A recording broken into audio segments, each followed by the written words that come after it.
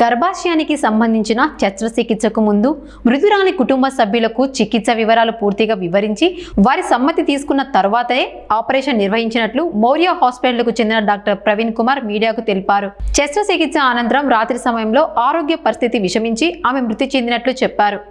చికిత్సలో వైద్యుల నిర్లక్ష్యం లేదని ఆయన పేర్కొన్నారు.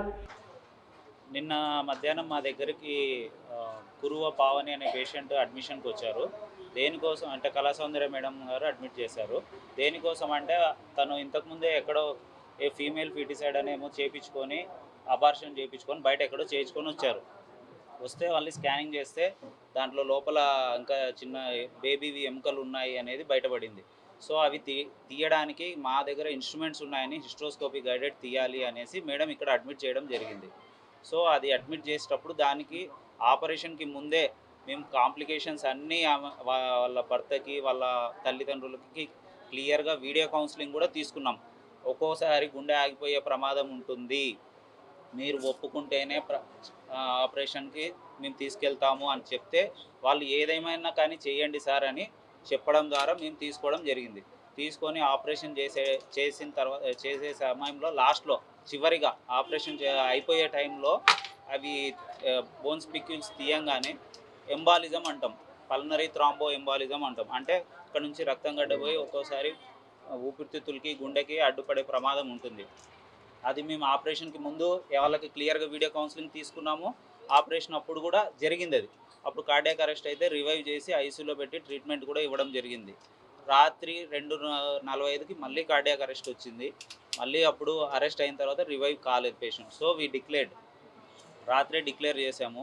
రాత్రి డిక్లేర్ చేస్తే వాళ్ళు ఎవరు రాత్రి తీసుకొని పోలేదు. పేషెంట్ బాడీని తీసుకొని పోకుండా పొద్దున వచ్చి ధర్నా చేసేసి మా హాస్పిటల్ ప్రాపర్టీ అంతా డ్యామేజ్ చేశారు. సిస్టమ్స్ ఇవన్నీ ఇక్కడ చూడండి, లోగోస్ అవన్నీ పగలగొట్టి వెళ్ళారు. హాస్పిటల్ స్టాఫ్ మీద కూడా చేసుకున్నారు. ఇంతసేపు చెప్పింది అదే.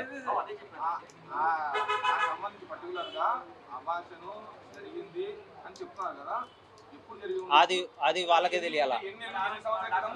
అది మీరు వాళ్ళని అడగాలి. ఎవరు మేడము ఇక్కడ కన్సల్టెంట్ డాక్టర్ మాత్రం, సిట్టింగ్ డాక్టర్ కాదు, నేను కాదు. ఒక్క నిమిషం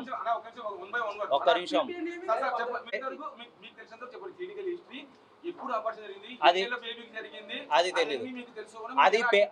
అది పేషెంట్ అటెండర్స్ వాళ్ళని మీరు అడగాలి. మేము పేషెంట్కి హెల్ప్ చేయడానికి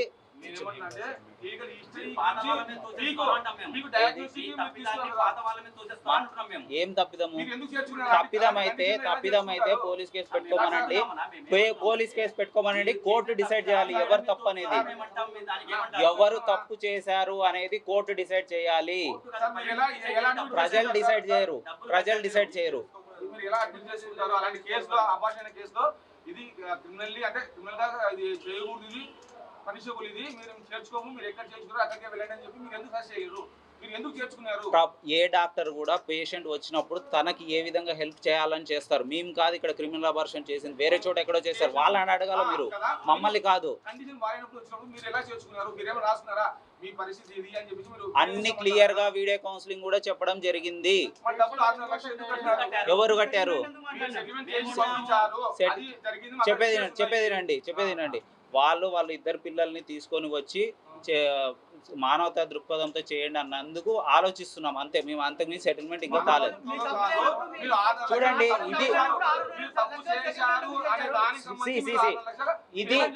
ఇది జరిగింది. మీ ఇష్టం.